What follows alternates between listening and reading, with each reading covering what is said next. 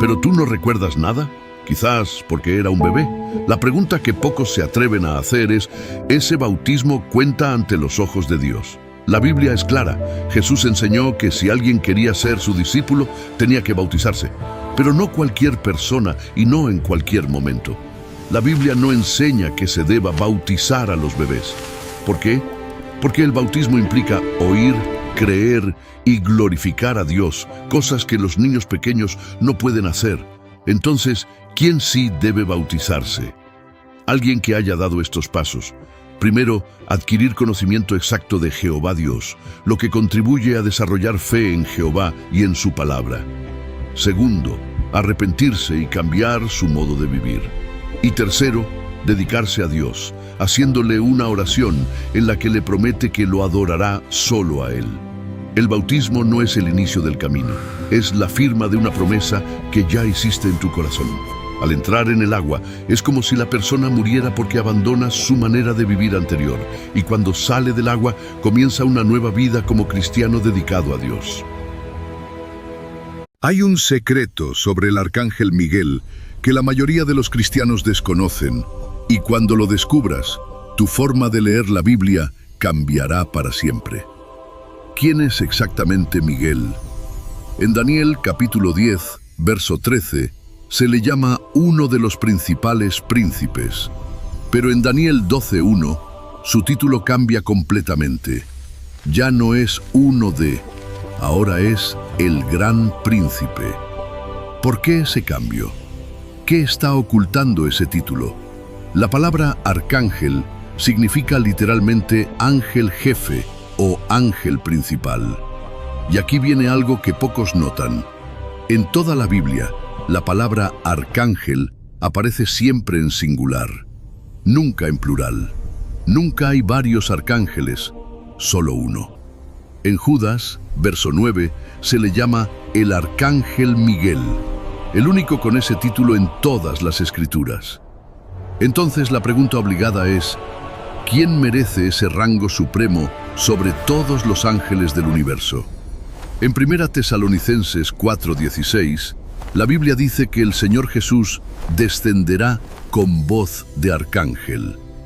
¿Por qué la voz de Jesús resucitado sonaría como la voz de un arcángel, a menos que Jesús sea ese arcángel? El secreto es este: Jesucristo, antes de venir a la tierra como humano y después de su resurrección, es el arcángel Miguel, el único arcángel del cielo, el comandante supremo de las fuerzas angélicas de Jehová. No hay dudas, Jesús es el arcángel Miguel.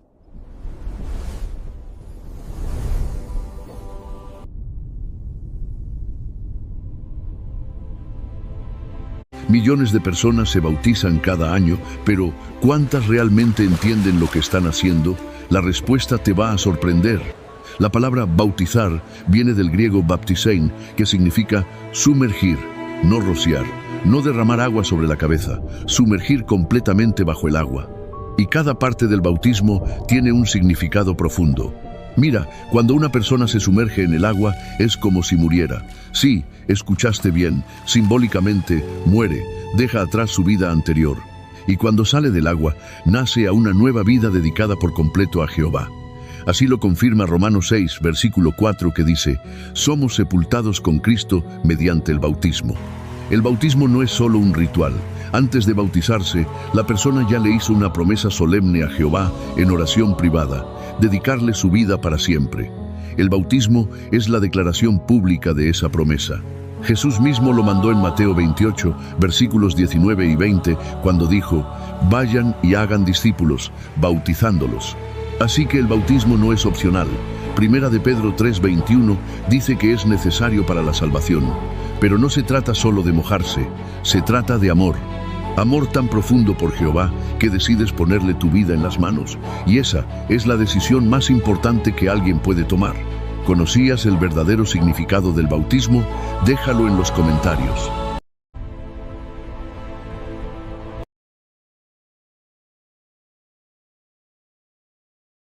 Hay un secreto sobre el arcángel Miguel que la mayoría de los cristianos... Significado del bautismo, déjalo en los comentarios.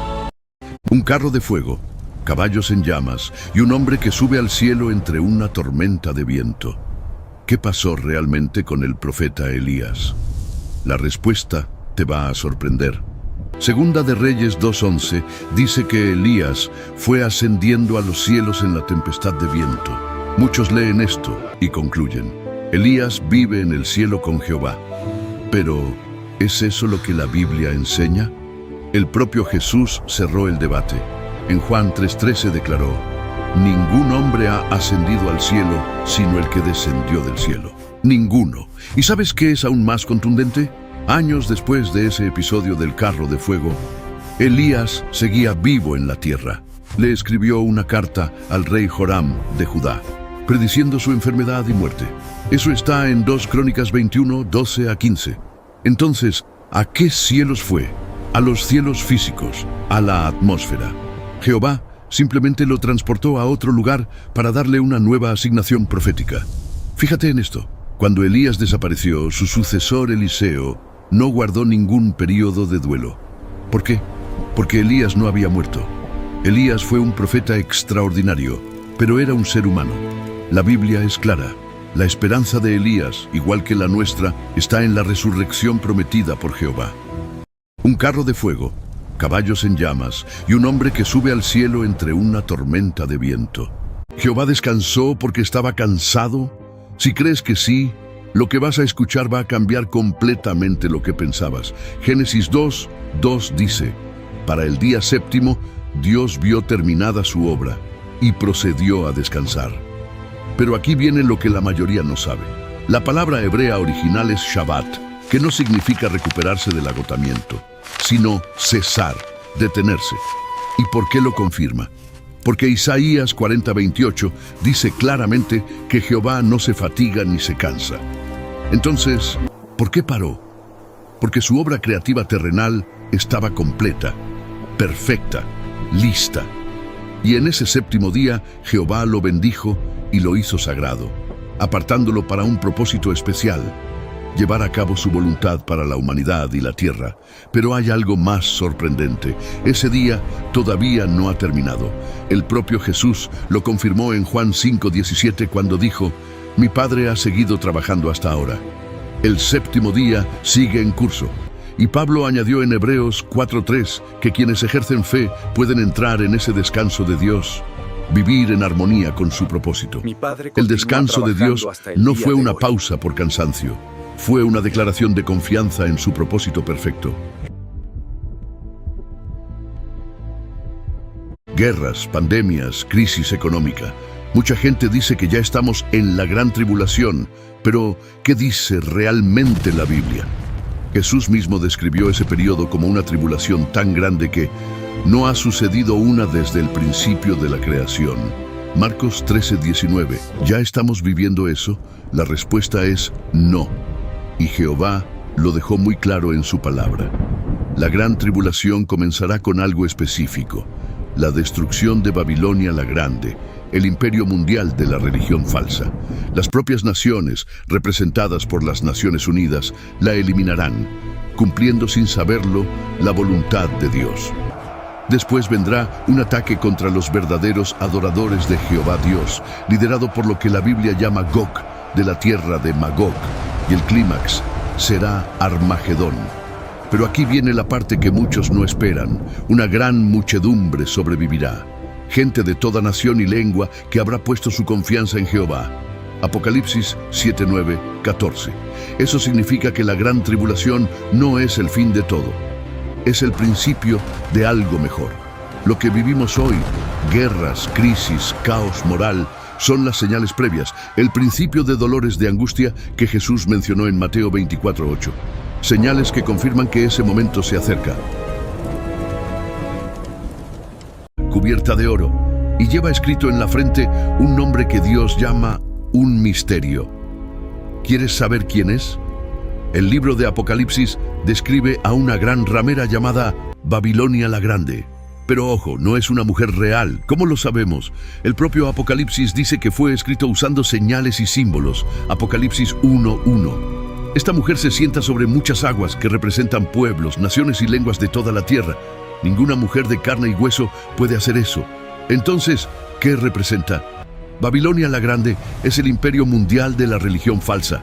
Abarca todas las religiones que alejan a las personas del Dios verdadero, Jehová.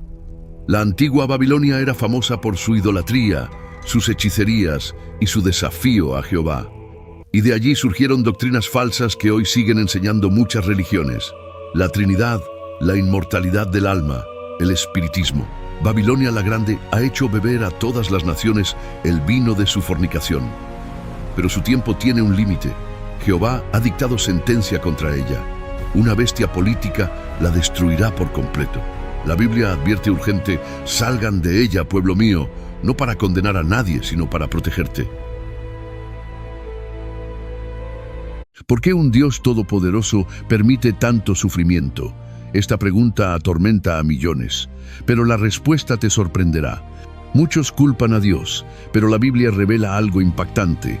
Dios no es el causante. Juan 14:30 llama a Satanás el gobernante de este mundo. Sí, escuchaste bien. El diablo, no Dios, gobierna este sistema. Pero, ¿por qué lo permite? En el Edén, Satanás desafió el derecho de Dios a gobernar. Les mintió a Adán y Eva diciéndoles que estarían mejor sin Dios. Dios permitió tiempo para que todos vieran el resultado: guerras, injusticia, dolor. Pero ¿sabes qué? Isaías 63:9 dice que durante el tiempo de toda la angustia de ellos le fue angustioso a él. Dios sufre con nosotros. Y aquí viene lo mejor. Apocalipsis 21:4 promete que Dios limpiará toda lágrima y la muerte no será más. El sufrimiento tiene fecha de caducidad.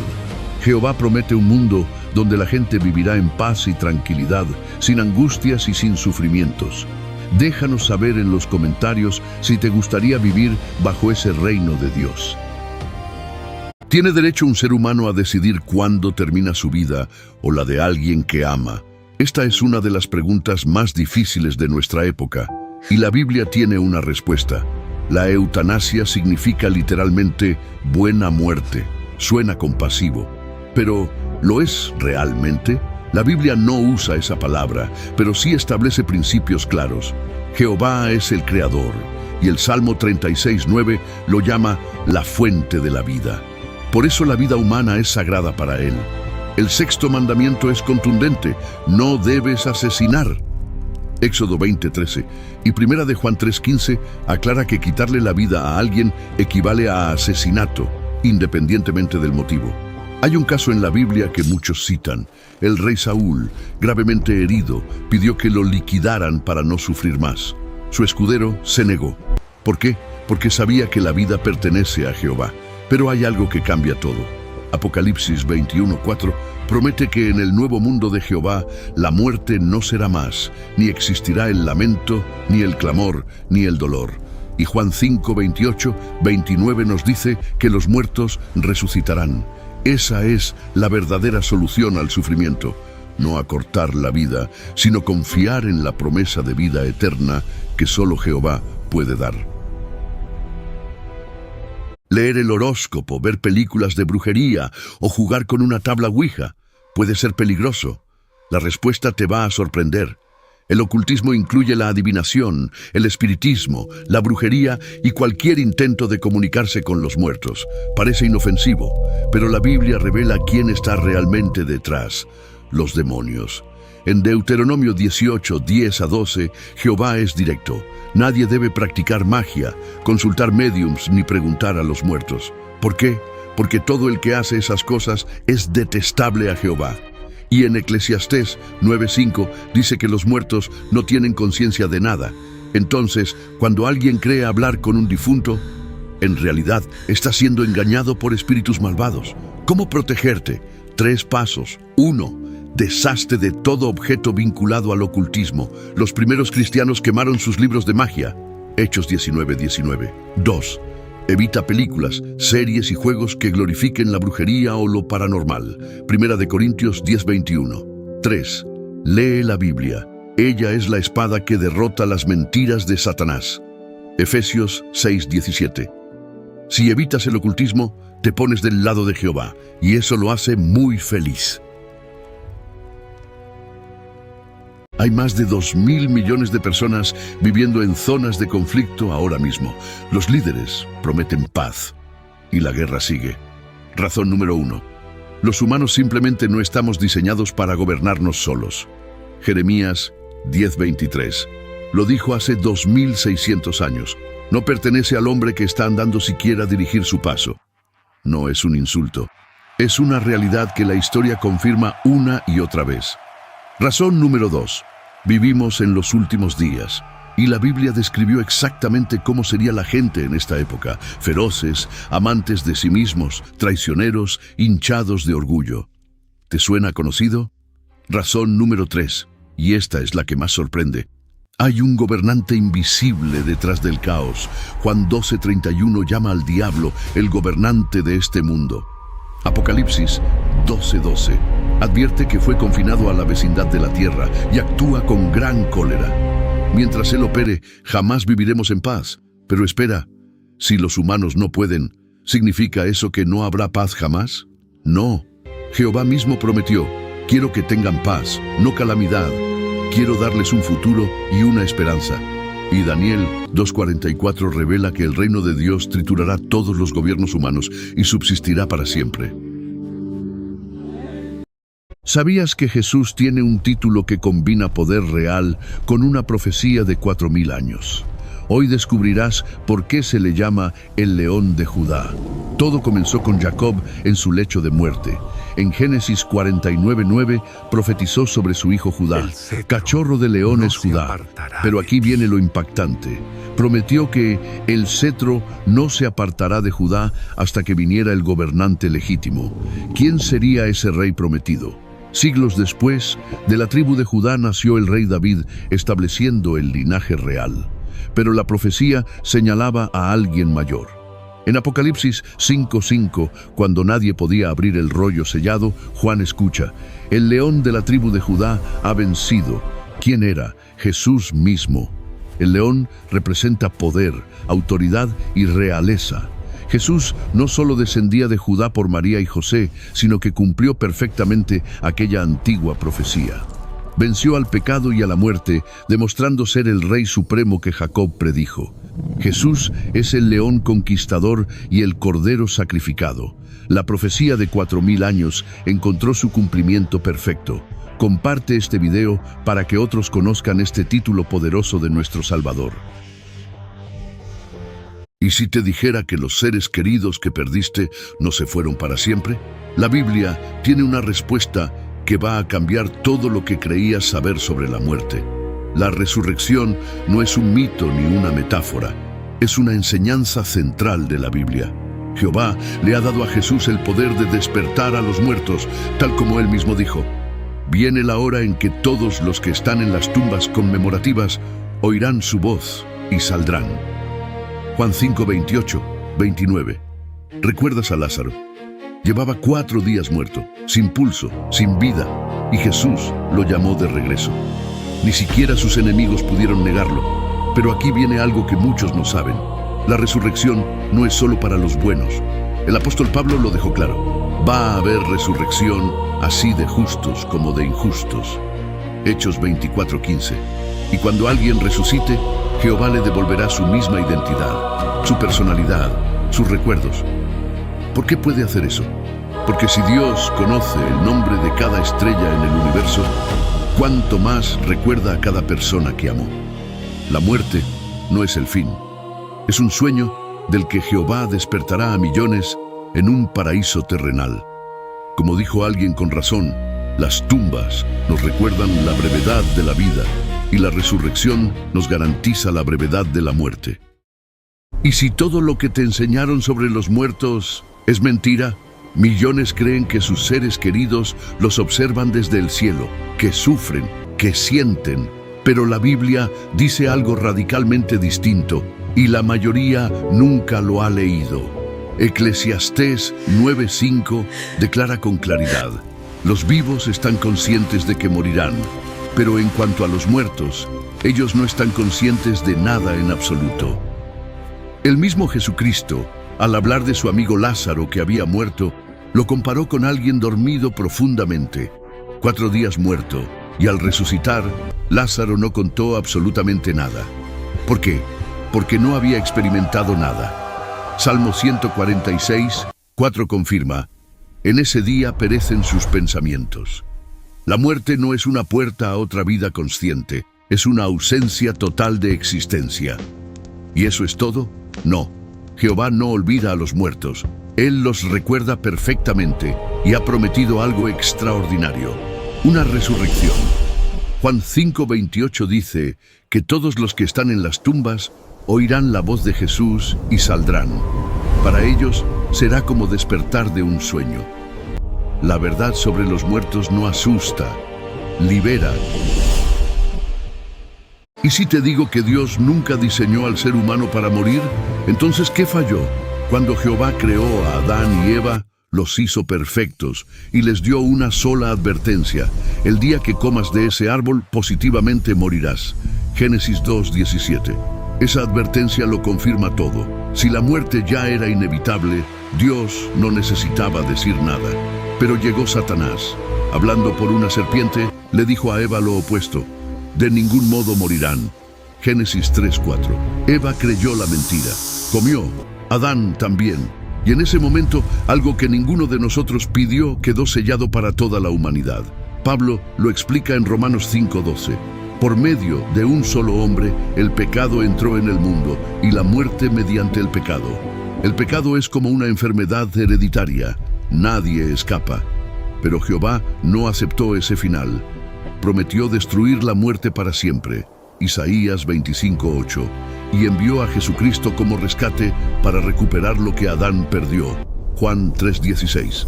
La muerte tiene los días contados, y tú y yo podemos tener la certeza de que ese día pronto llegará, porque Jehová lo ha prometido y Él nunca miente.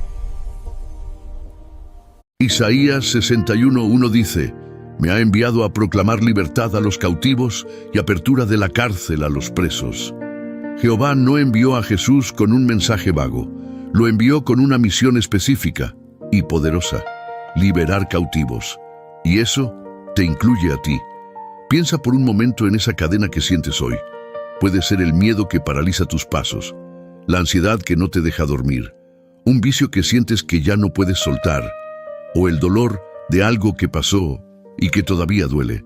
Escúchame bien, esa cadena tiene fecha de vencimiento, porque la libertad que Jehová ofrece no es parcial, no es temporal, es real, es completa, es para hoy.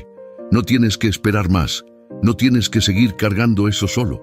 Hoy puede ser tu día de libertad, así que recíbela. Abre las manos, abre el corazón, tus cadenas se rompen hoy.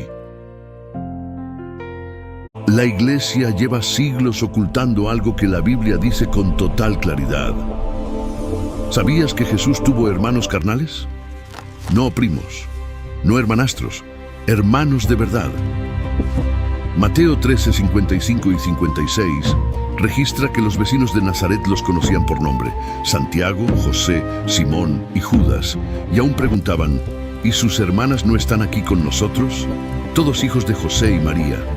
Hay quienes dicen que eran primos, pero la Biblia usa palabras distintas para hermano, primo y pariente.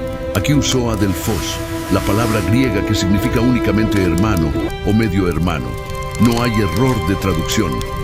Además, Lucas 2:7 llama a Jesús el primogénito de María, lo que confirma que hubo más hijos después.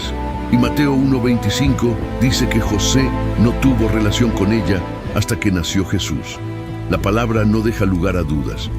¿Y qué pasó con esos hermanos? Al principio no creían en Jesús, pero tras su resurrección todo cambió.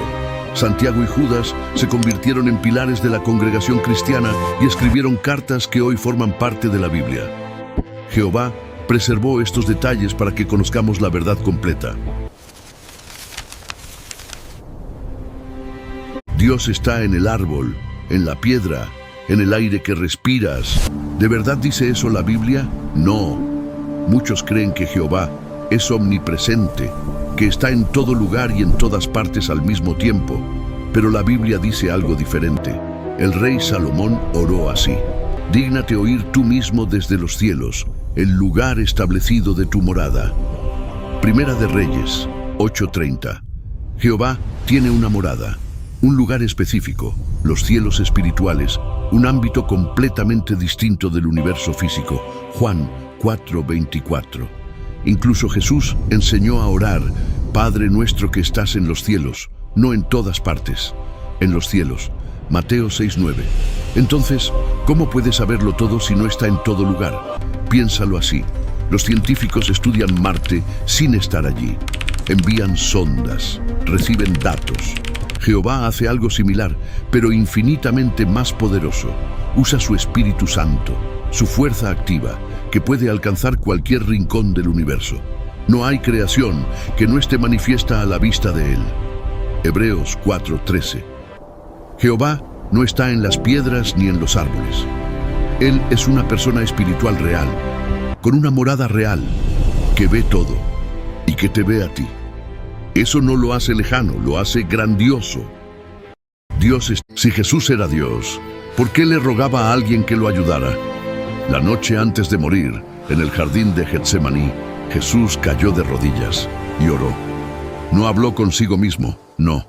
Levantó su voz al cielo y dijo: Padre, si deseas, remueve de mí esta copa.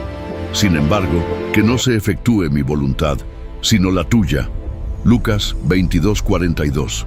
¿A quién le oraba? A una parte de sí mismo. ¿Puede alguien tener una voluntad diferente a la suya propia y pedirle que cambie su decisión? La Biblia es clara. Jesús mismo enseñó a sus discípulos: cuando oren, digan: Padre. Él nunca dijo: oren a mí.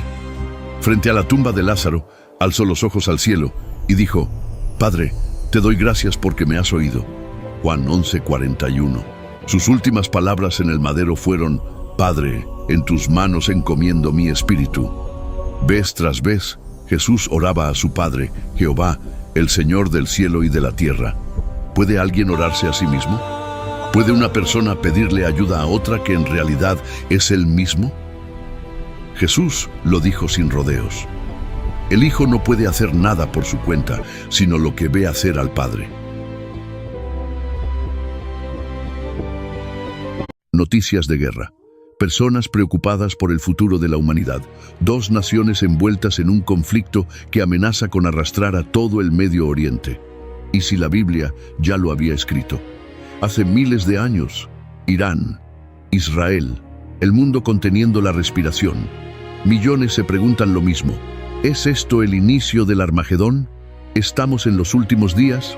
Quédate, porque la respuesta de la Biblia es más poderosa de lo que imaginas. Hace 2000 años, Jesús advirtió: nación se levantará contra nación y reino contra reino, dice Mateo 24:7. Él llamó a esto el principio de los dolores, no el fin, el principio. Y Jehová mismo declaró en Isaías 46:10: desde el principio yo predigo el final. Esto no tomó a Dios por sorpresa. Pero espera, ¿significa que el conflicto Irán-Israel es el Armagedón?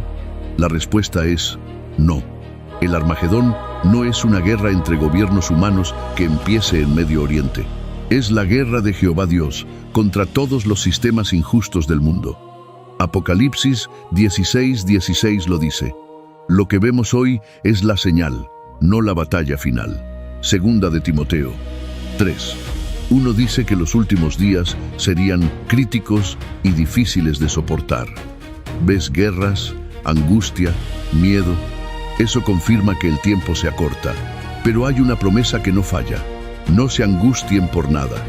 Dice Filipenses 4:6, Jehová no perdió el control. Él ya escribió cómo termina esta historia, y termina con paz real para siempre.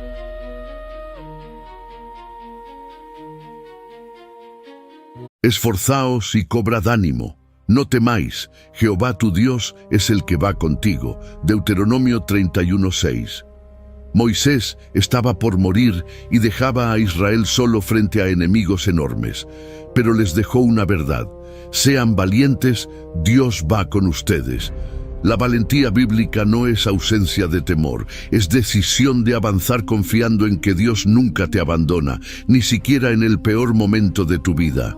Recuerda, Ser valiente es avanzar con Dios aunque tiembles, aunque la noche sea oscura, aunque el enemigo sea mucho más fuerte. Jehová tu Dios siempre irá con todos los que le temen. Imagínate despertar cada mañana, sin dolor, sin miedo, sin muerte. ¿Eso es posible? La Biblia dice que sí. Y es una promesa que Jehová no puede romper. Jehová creó esta tierra para que fuera nuestro hogar para siempre, no el cielo. El Salmo 115:16 lo confirma. Los cielos le pertenecen a Jehová, pero la tierra se la dio a los hijos de los hombres. Pero, ¿cómo será exactamente esa vida? Imagínate despertar cada mañana. Justo antes de comenzar su ministerio, Jesús desapareció. ¿A dónde fue? ¿Y por qué tardó exactamente 40 días? Imagínate estar solo, sin comida, en un desierto inhóspito, durante 40 días, sin agua suficiente, sin nadie, solo tú, y el enemigo más peligroso del universo. Según Mateo capítulo 4, el Espíritu de Jehová llevó a Jesús al desierto con un propósito claro: ser puesto a prueba. ¿Por qué era necesario? Porque Satanás había afirmado ante Jehová que ningún ser humano permanecería fiel bajo presión. Adán y Eva ya habían fallado. Pero Jesús iba a demostrar algo diferente. Satanás lo tentó 3 veces. Primero con pan cuando tenía hambre, luego con poder y gloria, y por último, desafiándolo a probar que Dios lo protegería. Pero cada vez Jesús respondió con la misma arma, la palabra de Dios. Escrito está. No fue un retiro espiritual, fue una batalla, y Jesús ganó.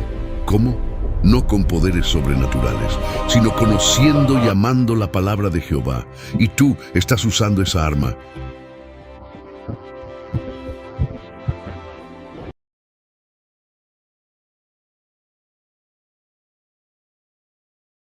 ¿144,000 personas y tú no estás entre ellas? ¿Por qué la mayoría malentiende completamente quiénes son? Apocalipsis 7:4 dice: oí el número de los sellados, 144,000. ¿Sellados para qué? ¿De dónde son? ¿Están vivos hoy? Primero, ese número no es simbólico. Apocalipsis lo contrasta inmediatamente con una gran muchedumbre que nadie podía contar. 2 grupos distintos, 2 destinos distintos. Apocalipsis 7:9.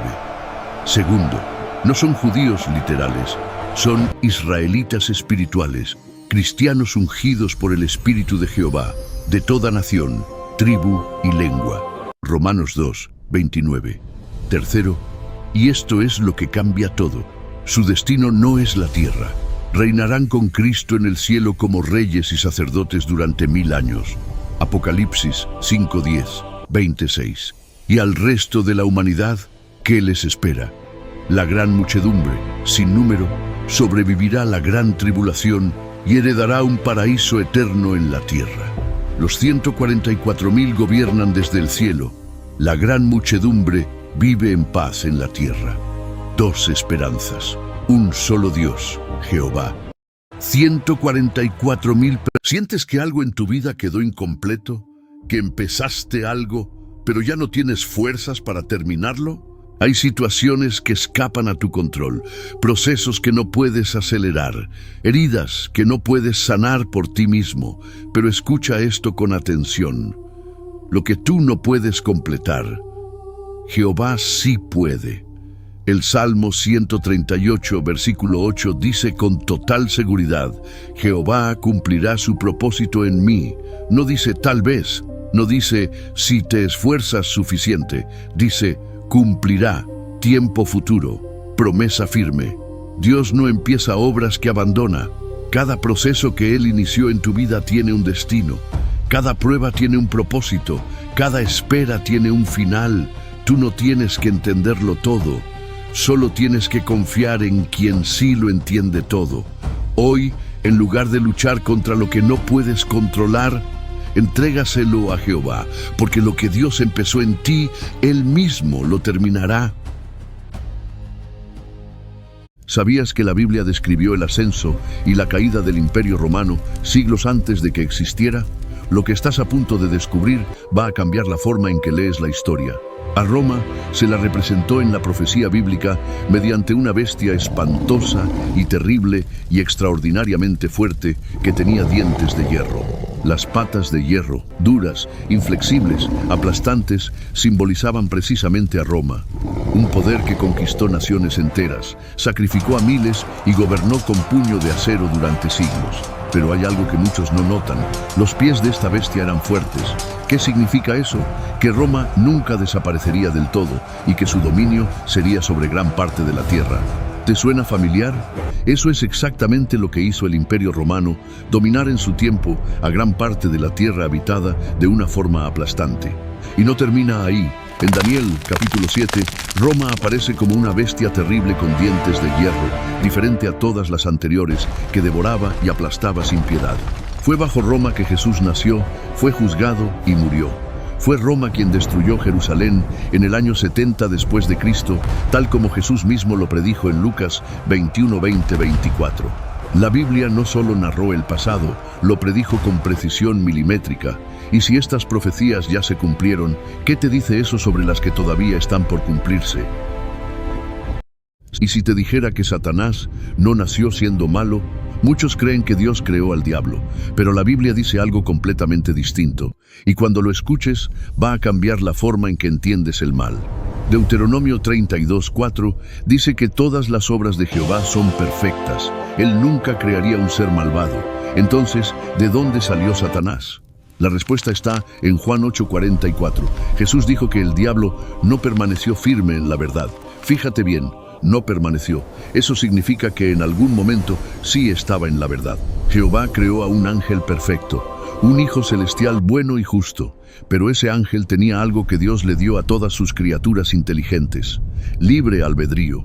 Con el tiempo, ese ángel comenzó a desear la adoración que solo pertenece a Jehová. No rechazó ese pensamiento, lo alimentó. Y Santiago 1:14 hasta 15 explica exactamente lo que pasó.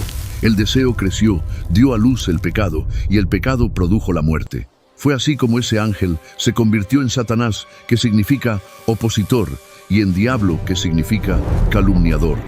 Él mismo se transformó en el enemigo de Dios al engañar a Eva en el Edén. Génesis 3:1 hasta 5, Revelación 12:9. Y aunque Satanás hoy gobierna este mundo, como dice 1 de Juan 5:19, su tiempo tiene un límite. Romanos 16:20 promete que Jehová lo aplastará pronto. Y si te dijera, muchos opinan y dicen que Jehová, el Dios del Antiguo Testamento, es cruel y vengativo, y que por lo tanto ese no es su Dios. ¿Pero lo conocen realmente? Lo que descubrirás te sorprenderá. Es cierto, Jehová ejecutó juicios severos. El diluvio, Sodoma, los juicios sobre naciones. ¿Pero actuó sin razón? Veamos lo que la Biblia realmente revela. Antes del diluvio, Jehová esperó 120 años mientras Noé predicaba. En Éxodo 34:6, él mismo declara: Jehová, Jehová, Dios misericordioso y compasivo, tardo para la cólera y abundante en bondad amorosa. Nínive les envió a Jonás para advertirles. Sodoma, Abraham intercedió, y Dios estuvo dispuesto a perdonar por solo 10 justos. En Ezequiel 33:11 dice: No me deleito en la muerte del malvado, sino en que se vuelva de su camino y viva. Cada juicio vino después de años de advertencias, oportunidades de arrepentimiento y extrema paciencia. Su justicia protege a los inocentes, pero su misericordia siempre está primero. Jehová no es cruel ni vengativo. Es el equilibrio perfecto entre justicia y misericordia. ¿Quieres conocerlo mejor?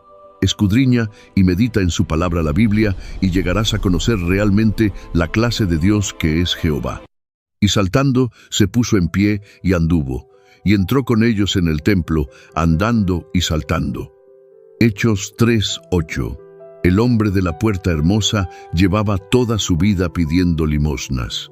Nunca había caminado, pero un encuentro con el poder de Dios lo levantó. No solo caminó, también se lanzó al aire con emoción. ¿Qué lección poderosa nos enseña este relato a nosotros hoy? Que no importa el problema o la afección que llevas años arrastrando, Dios puede cambiarlo todo en tu vida en un instante.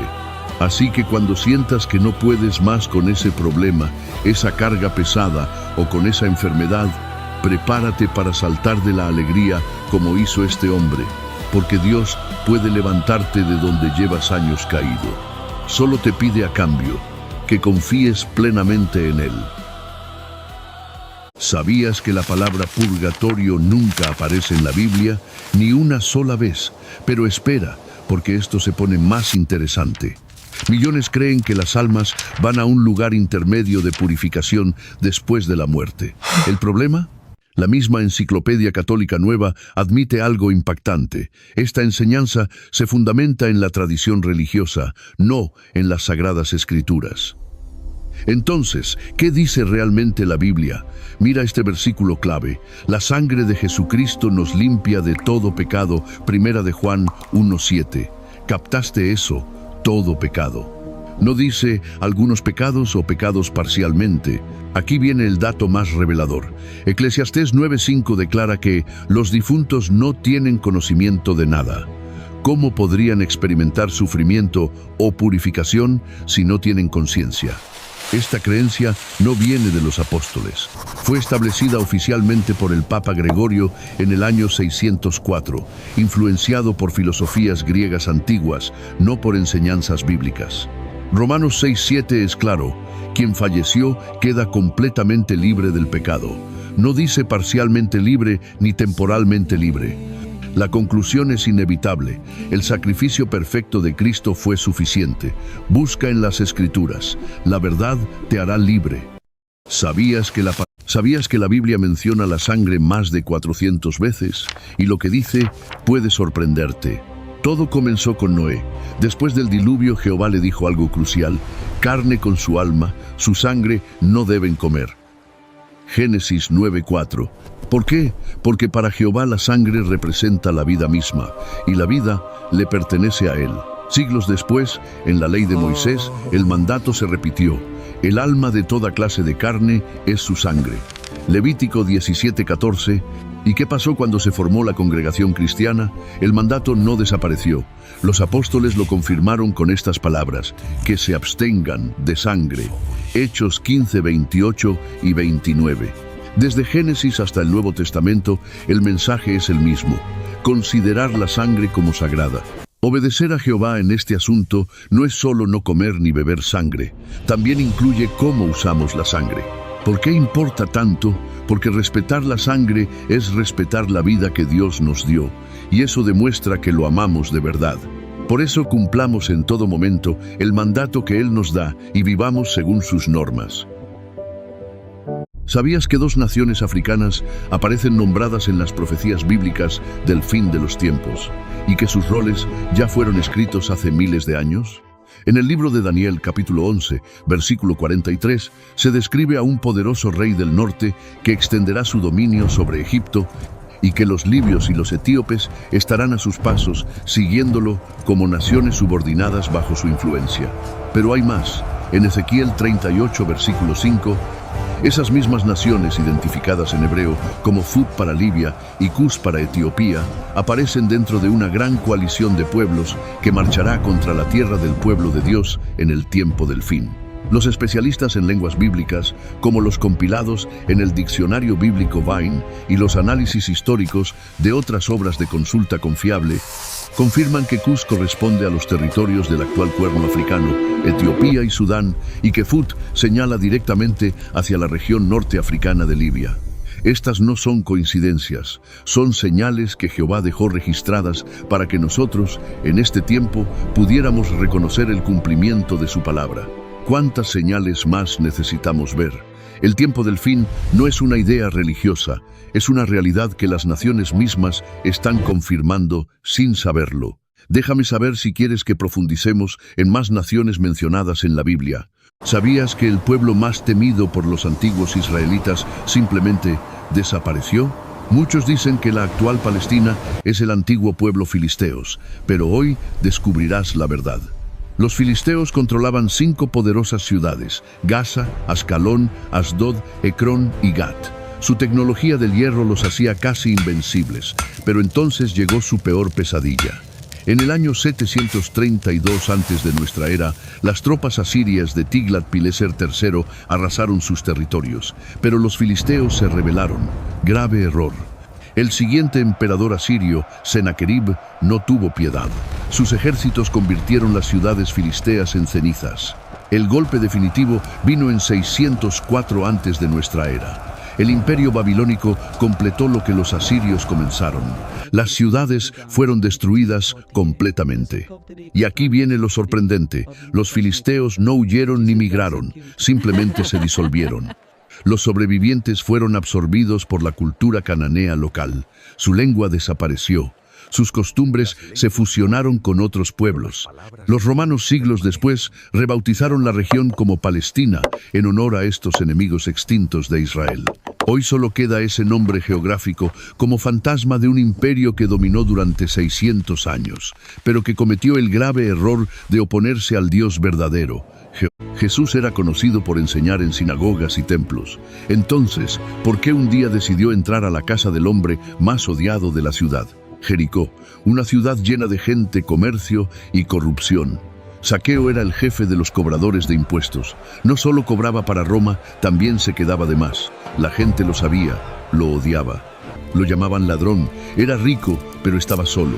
Ese día Jesús pasaba por allí.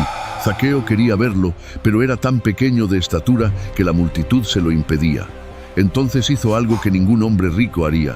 Se subió a un árbol. Y desde arriba Jesús lo miró y lo llamó por su nombre. Zaqueo, baja enseguida. Hoy tengo que quedarme en tu casa. La reacción del pueblo, murmullos, escándalo, indignación. ¿Cómo va a entrar en la casa de un pecador? Pero Zaqueo bajó del árbol, temblando de emoción, y algo en él cambió para siempre. Ante Jesús, Zaqueo se puso de pie y declaró: Señor, daré la mitad de mis bienes a los pobres, y todo lo que conseguí extorsionando lo devolveré cuadruplicado. Jesús respondió: Hoy ha llegado la salvación a esta casa. Lucas 19:9. Jesús no fue a esa casa porque Zaqueo era bueno. Fue porque Zaqueo necesitaba ser encontrado. Como él mismo dijo, el Hijo del Hombre vino a buscar y a salvar lo que estaba perdido. Lucas 19:10. ¿Y tú, estás esperando ser perfecto para acercarte a Jehová? Los leo. Jesús era con un solo signo de puntuación, cambió lo que millones de personas creen sobre la muerte, y está en Lucas 23:43. Jesús agoniza en el madero. Un delincuente a su lado le suplica: acuérdate de mí cuando entres en tu reino. Y Jesús responde algo que ha confundido al mundo por siglos. Pero entonces, si Jesús murió ese día y resucitó al tercer día, ¿cómo pudo llevar a alguien al paraíso ese mismo día? El propio Jesús resucitado le dijo a María: aún no he subido a mi Padre. Eso está en Juan 20:17. El problema está en la puntuación. El griego original no tiene comas. Entonces hay dos lecturas posibles. La primera: de verdad te digo, hoy estarás conmigo en el paraíso. Y la segunda: de verdad te digo, hoy estarás conmigo en el paraíso. La segunda lectura es la coherente. Jesús prometía ese día, con certeza absoluta, que ese hombre vivirá en el futuro en el paraíso. La Biblia es clara. Los muertos están inconscientes. El Salmo 146:4 dice que en ese día perecen sus pensamientos. El ladrón no fue al cielo, fue al sepulcro. Pero tiene una esperanza real, la resurrección en el paraíso terrenal que Dios prometió. Apocalipsis 21:3-4. Una coma mal puesta no puede cambiar la verdad de Dios. El ladrón murió con esperanza, no con una recompensa inmediata. Y tú también puedes tener esa misma esperanza. ¿Seguirás investigando? ¿Sabías que hay un Israel que no tiene fronteras, bandera ni territorio? Durante siglos, mucha gente leyó Gálatas 6:16 y pensó que hablaba del pueblo judío literal. Pero Pablo estaba revelando algo completamente diferente y más poderoso. En Gálatas 6:15, el apóstol Pablo dice: lo importante no es la circuncisión ni la incircuncisión, sino ser una nueva creación. Luego, en el versículo 16, añade: paz y misericordia sobre el Israel de Dios. ¿A quiénes llama así? Según estudios, esta expresión se refiere al Israel espiritual, los cristianos ungidos por el Espíritu Santo, tanto judíos como gentiles, que forman una sola congregación delante de Jehová. El nombre Israel significa el que contiende con Dios, un nombre que Jacob recibió por su fe y determinación. Y los que pertenecen a este Israel espiritual imitan exactamente eso, la fe y la determinación de Jacob. El profeta Oseas ya lo había anunciado. Dios mostraría su favor a un pueblo que incluiría naciones gentiles. Una profecía cumplida en los ungidos de Cristo. El verdadero Israel de Dios no se define por la sangre ni por la geografía. Se define por la fe. No todos somos parte del Israel espiritual, pero sí tenemos una promesa alentadora, y es ser parte de las otras ovejas que Jesús mencionó y que vivirán para siempre en una tierra convertida en un paraíso. Claman los justos, y Jehová oye y los libra de todas sus angustias. Salmo 34, 17. Ana lloró en silencio en el templo. Nadie entendía su dolor. Hasta el sacerdote la juzgó mal. Pero Dios escuchó cada lágrima y le dio un hijo que cambió la historia de Israel. Si hoy nadie entiende tu dolor, Dios sí lo escucha y está preparando tu respuesta. ¿Recuerdas? Tu oración silenciosa tiene respuesta poderosa. Jesús dijo algo que confundió a todos y que la mayoría del mundo cristiano aún interpreta mal. En Juan 10:16 afirmó: «Tengo otras ovejas que no son de este redil». ¿Otras ovejas? ¿Cuáles? ¿Quiénes son?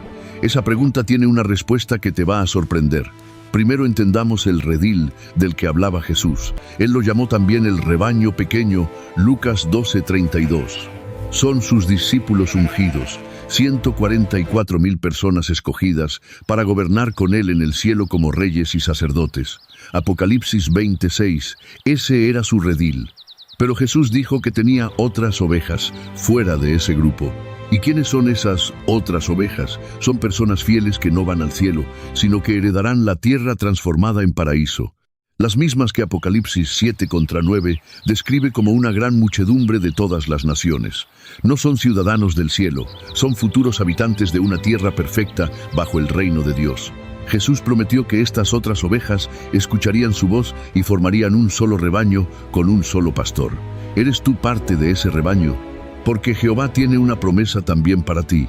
Él secará toda lágrima de sus ojos y la muerte no existirá más. Apocalipsis 21:4.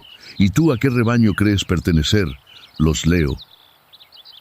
Imagina ver cómo la ciudad más sagrada del mundo arde en llamas. Pero lo más impactante no es el fuego, es que Dios mismo lo permitió. ¿Por qué? Poco antes de morir, en el año 33, Jesús miró el magnífico templo de Jerusalén y dijo algo que dejó a todos sin palabras. No quedará aquí piedra sobre piedra que no sea derribada. Mateo 24:2. ¿Por qué tan dura sentencia? Porque Jerusalén había rechazado al mismísimo Hijo de Dios. Jesús llamó a esa ciudad la que mata a los profetas y apedrea a los que son enviados a ella. Los líderes religiosos habían visto sus milagros, habían escuchado su mensaje, pero se negaron a aceptarlo como el gobernante enviado por Dios y finalmente lo sacrificaron. Jehová les dio 37 años más. Misericordia, sí, pero también fue una advertencia.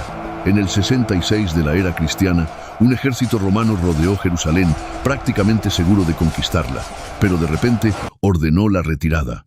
Era la señal que Jesús había predicho. Los verdaderos discípulos huyeron.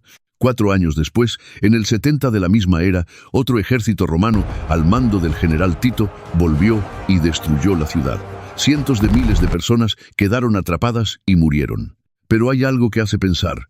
Jesús advirtió que esos sucesos serían una señal para nuestro tiempo. Lo que pasó con Jerusalén es una advertencia para el mundo de hoy. Hay algo en ti que ningún animal tiene. ¿Sabes qué es? Génesis 1:26 registra algo asombroso. Jehová dijo: «Hagamos al ser humano a nuestra imagen y semejanza». Pero espera, ¿significa eso que Dios tiene cuerpo físico como el tuyo? No. La Biblia dice claramente: Dios es un espíritu. Juan 4:24. Entonces, ¿qué significa realmente? Significa que fuiste diseñado con algo que ningún animal posee, la capacidad de amar con profundidad, razonar con sabiduría, distinguir el bien del mal y sentir que tu vida tiene propósito. Cualidades que vienen directamente de Jehová. El amor, la justicia, la empatía, no los aprendiste, los heredaste. Y hay más. Eclesiastés 3:11 dice que Dios plantó la eternidad en el corazón de los hombres. Por eso, te haces preguntas que ningún animal jamás se hace. ¿Para qué existo? ¿Qué pasa después de la muerte? Eso no es casualidad, es diseño. Ser creado a imagen de Jehová no es solo un dato bíblico, es tu identidad más profunda. Cuídala. ¿Y tú, te sientes orgulloso por ser creado a su imagen y semejanza? Los leo.